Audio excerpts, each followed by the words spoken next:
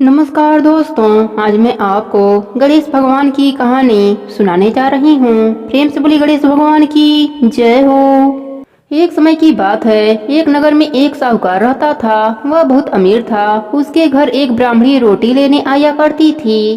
घर के अंदर घुसते ही पोल के ऊपर गणेश भगवान का मंदिर था। वह गणेश भगवान को रोटी का एक टुकड़ा भोग लगा देती थी।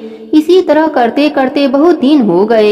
एक दिन गणेश भगवान ने सोचा, यह अपने को रोज भोग लगाती है, इस कारण मुझे उसे कुछ ना कुछ उपहार देना ही पड़ेगा।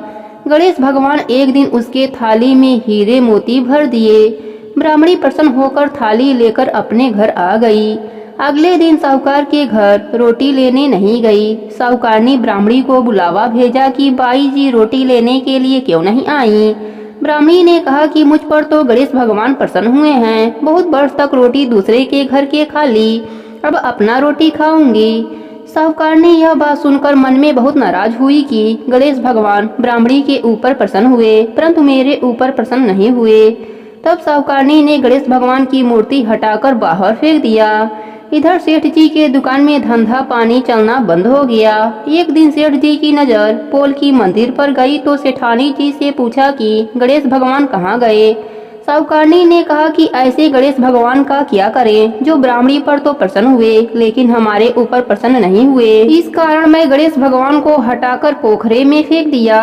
सेठ जी ने कहा, यह तुमने क्या किया, मेरे तो सारे धंधा पानी चलना बंद हो गया।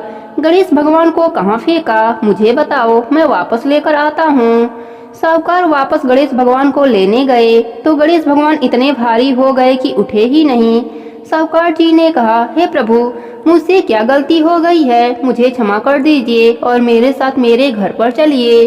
गणेश भगवान और भी भारी होते गए और बोले, मैं नहीं चलूंगा, पहले साहूकारनी को बुलाकर लाओ, यहाँ पर आकर नाक रगड़े माफी मांगे तो मैं चलूं। मुझे हमेशा सवा सेर का चूरमा करके भोजन करावे तो मैं चलूं।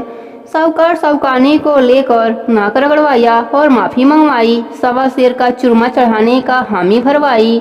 तब गणेश भगवान हल्के हो गए। साहूकार गणेश भगवान को लेकर पोल के ऊपर बैठा दिया।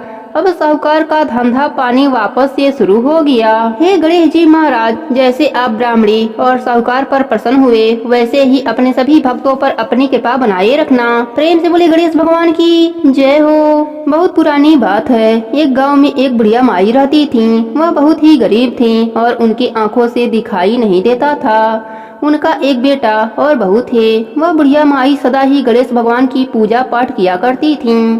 एक दिन गणेश भगवान प्रसन्न होकर बुढ़िया माई के सामने प्रकट हो जाते हैं और कहते हैं कि बुढ़िया माई, तू जो चाहे सो मांग ले, आज तेरी सारी इच्छा पूरी हो जाएगी। तब बुढ़िया माई बोले कि प्रभु, मुझे तो मांगना नहीं आता है, मैं कैसे और क्या मांगूं। तब गणेश भगवान कहते हैं, कोई बात नहीं, मैं कल फिर से आ जाऊंगा, तब तुम मांग लेना, तब तक तुम सोच लो। तब बुढ़िया माई अपने बेटे के पास गईं और बोली, बेटा, गणेश जी मुझ पर प्रसन्न हुए हैं और मुझे वर मांगने को कहा है, तो बताओ मैं क्या मांगूं। तब बेटा बोला कि माँ देखो, हम लोग कितने गरीब हैं, हमें धन की बहुत कमी है, तो तू गणेश भगवान से धन मांग ले। तब बुढ़िया माई अपनी बहू से पूछती है। तब बहू कहती है, माई आप तो नाती पोते मांग लीजिए। अब बुढ़िया माई सोचती है कि यह तो सब अपने अपने मतलब की बातें कर रहे हैं, अतः वह अपने पड़ोसन के पास जाती है और उससे पूछती है। तब वह पड़ोसन कहती है कि बुढ़िया माई, तू तो थोड़े ही दिन जिएगी, तू क्यों धन मांगेगी, क्यों नाती मांगेगी, तू तो अपने लिए अपने आंखों की रोशनी मांग ले, जिससे तेरी जो बची जिंदगी है वह आराम से कट जाए। तब बुढ़िया माई अगले दिन घर की मंदिर में जाकर बैठ जाती है। तब तक गणेश भगवान प्रकट होते हैं। गणेश जी ने कहा, बुढ़िया माई क्या चाहिए तुम्हें, मांग ले। तब बुढ़िया माई कहती है, हे प्रभु, यदि आप मुझसे प्रसन्न हैं तो आप मुझे 9 करोड़ की माया दें, निरोगी काया दें, अमर सुहाग दें, आंखों की रोशनी दें, नाती दें, पोता दें और सब परिवार का सुख दें और अंत में मोक्ष की प्राप्ति दें। यह सुनकर गणेश भगवान बोले कि बुढ़िया माई, तूने तो हमको ठग लिया, फिर भी जो तुमने मांगा है वह सब तुमको मिल जाएगा।